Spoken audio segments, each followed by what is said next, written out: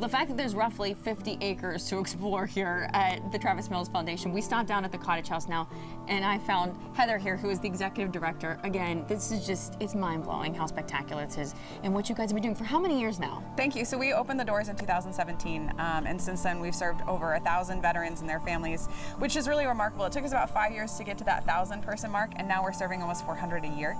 So we're really starting to hit our stride and be very efficient at what we do. When you think about the amount of families that you've touched in probably all 50 states, I know Travis will never give himself the credit he deserves in this. Again, he is going all over the country talking about this foundation, raising the funds, and he does this all from the bottom of his heart without taking a dime. Absolutely. He and Craig are out there on the road.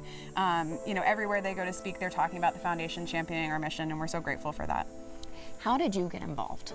So actually I had a friend, the previous executive director had recruited me. Her husband and my husband grew up together, and my husband's a Marine Corps veteran, so it really worked out perfectly. I had a finance background, and she said, hey, I need a finance person. And I said, well, that seems like a pretty cool place to work, and here we are.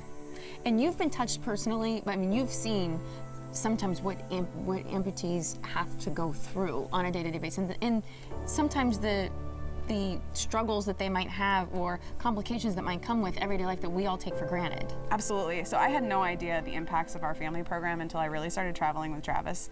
And every single obstacle through the day, it can be a challenge. And Travis is wonderful. He's got a great attitude about it, but sometimes other people have a few more challenges.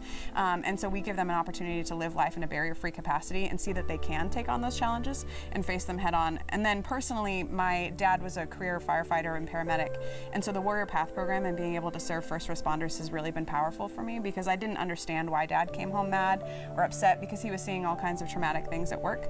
And so now we're kind of, for me, it's personally giving back to folks and giving them an opportunity to unpack some of that baggage that they're coming home with. What does it take to run this foundation annually?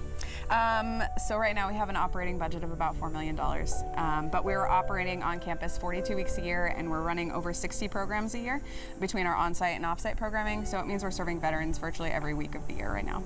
So it's pretty amazing. I know Dave Mortosh has been a huge proponent for Travis. It's how we met Travis in the first place.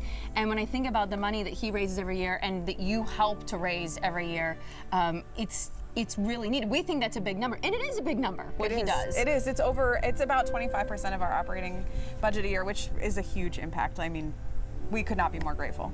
I mean, that's what's amazing about it, but then it also reminds you of how much it does take to make sure, again, these people who are so deserving of a week of just uninhibited just enjoyment and healing.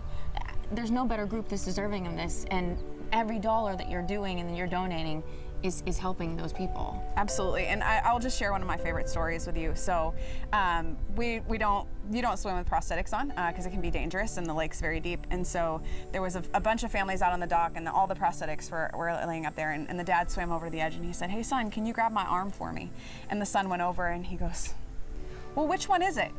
And that's such a powerful experience, because that child is suddenly not the only child there with a parent that looks like theirs, and then dad is all of a sudden like everybody else. And so giving them that opportunity to experience life the way the rest of us feel it, right? Like barrier free, you're normal, you're just like everybody else. So giving them that opportunity can really be a powerful impact on them. And you've seen them from the beginning of the week to the end, the transformation that probably happens not only in the veterans, but the children, the wives, the husbands. Yeah, oftentimes they'll, the start of the week at the first meal, everybody's kind of sitting in their own family group. And by the end of the week, all the parents are sitting together and the kids are sitting, playing together. And it really brings people out of their shells and gives them an opportunity to be comfortable. And like I said, barrier free is such a key word for us, because you can live life off the sidelines.